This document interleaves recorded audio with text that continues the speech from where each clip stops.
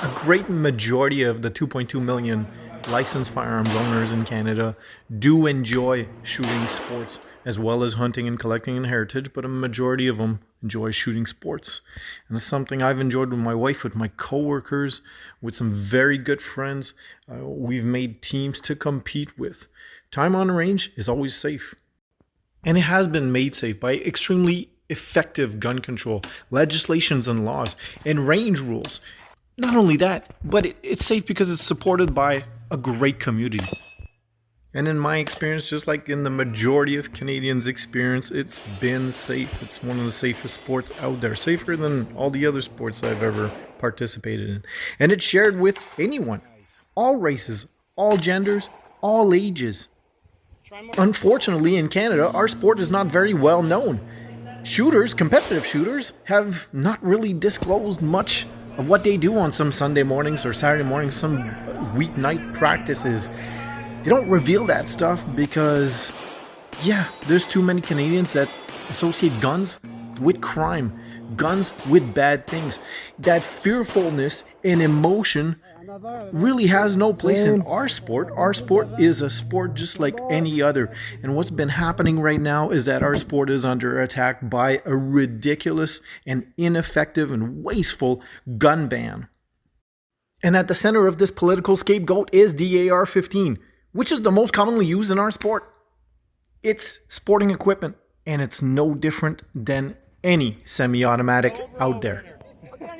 And in these pictures, I'm hoping to show you that there's a great variety of shooting competitions in Canada, enjoyed by a lot of people. Some of them are international, some of them are national, some of them are provincial, municipal, club level.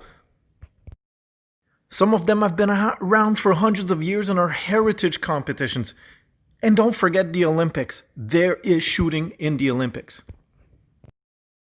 That's me in 2017 at the National Service Conditions Championship, one of the heritage competitions in Canada that have been around for well over 100 years. In this competition, the military actually joins the civilian competition to get ready for their championships. And you'll see two rifles on the wall right here. Well, they're both AR-15 variants. One of them is military grade, the other one is civilian. Can you guess which one? I know you can't because they look very similar.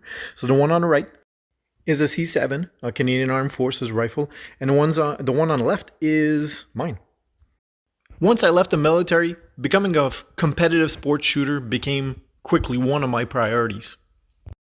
The one on the right can shoot fully automatic as well as semi-automatic, and the one on the left, which is mine, it just can't.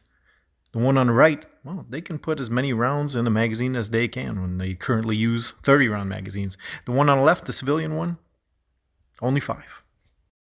My rifle right there is not an assault rifle. It's not a combat rifle. It's not a military grade rifle. Any military that would go to war with that rifle would get decimated. It is a modern sporting rifle, and just because of its looks, it's catching a lot of hate. Yet it behaves no different than any traditional hunting semi-automatics out there. You've been misled. Speaker, is the minister aware that the AR-15 is the most popular sporting rifle in Canada, and is he aware that disabled veterans like Major Mark Campbell are unable to participate in the sport of sports shooting because of his OIC?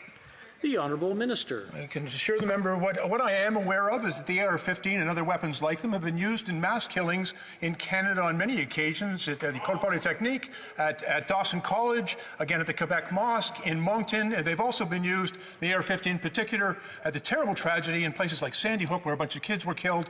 And so there is no place for these weapons. Mr. Lloyd.